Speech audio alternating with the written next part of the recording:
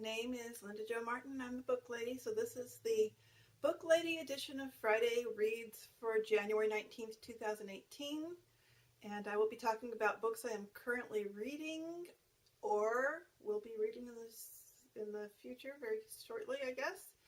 And so let's start off with this one. I just finished reading this one. It's Idaho by Emily Ruskovich, and I'm planning to talk about it tomorrow in my weekly book review video. Because I finished that one, I'm now reading Sourdough by Sloan, and it is living up to my expectations. I am enjoying every minute of it.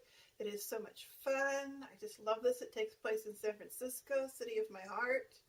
Love that place. And so, yeah, this book is awesome. So far, so good. I hope I don't want to throw it across the room before the end, but for right now I can say it's very, very good. And then when I'm done with that one, I'm planning to read The Story of Linda Lookout, about fire lookouts and things like that. Looking forward to this one too. So next, I do have my bedtime book. Those are my books that I read most of the day. But at bedtime I read this one, and I am getting so close to the end now. This is a travel memoir by William Lease Teetmoon, Blue Highways. Very awesome book. It is about the highways that are less traveled on and his trip around the United States. And it's like when you get to the end of a long trip and you really just want to get home. Well, that's how I feel about this book right now. I'm within 100 pages of the end. I'm working on it, but oh my goodness, I just want to finish already, even though I really, really love this book and have had a great time reading it. When I get done with that one, I plan to take up with Long Way Gone. Long Way Gone by Charles Martin. It's a Christian novel. I've never read anything by him before, and I'm very much looking forward to reading this. So can't do it until I finish Blue Highways, though. I'm trying to be patient. So I'm also reading a writing book now. It's called The Writer's Book of Days. I talk about it in my weekly writing videos. And this book is one of my favorite writing books of all time. And it contains prompts and little essays about writing that are just fun to read. Very good book. And I'm in chapter 1 because the chapters are, there's 12 chapters, one for every month of the year. And of course, chapter 1 is January, and we're in January, so I'm right on track. And then I am in the last chapter of this book, which is my morning Bible study book. There's 8 chapters. Each chapter is divided into 5 segments.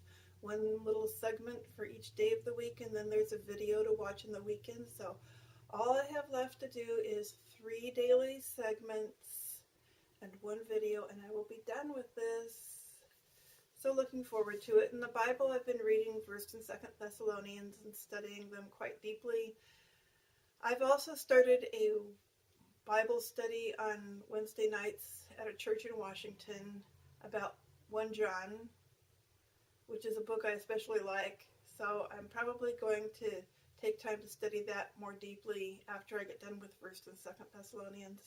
The final book I wanted to talk to you about today is contained in this great big binder.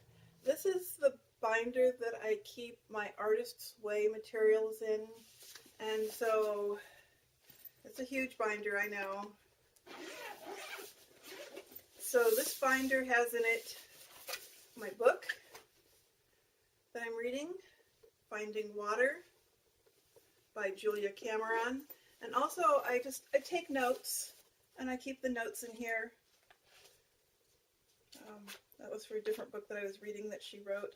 So yeah, I've got that little organization thing going on for this book, Finding Water, which I had stalled on this in the middle of last year because she was so depressed when she wrote it.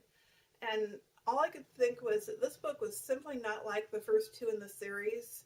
And I think I mentioned that in the review I did on this series last weekend. But Today when I was reading it, I found actual confirmation of her saying exactly what I was thinking. She said, "At the moment I am shaky, I have no eye to write from. My ego feels shattered, and with it my prose style. I look at older books that I have written, and I wonder at the writing style and the wisdom contained within them. Where did that wisdom go, I wonder? What happened to my syntax?" And that's exactly what I was feeling about this book when I got stalled. I do know that she is going to regain her wisdom because I read another book that she wrote after she wrote this one.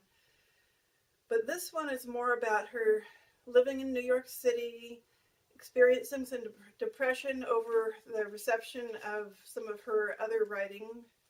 She also writes fictions and plays, and so she's got a lot going on, but she was just not a happy person at the time she wrote this book, and she was also dealing with alcoholism, I think from the standpoint of a person in recovery at the time that she wrote this book.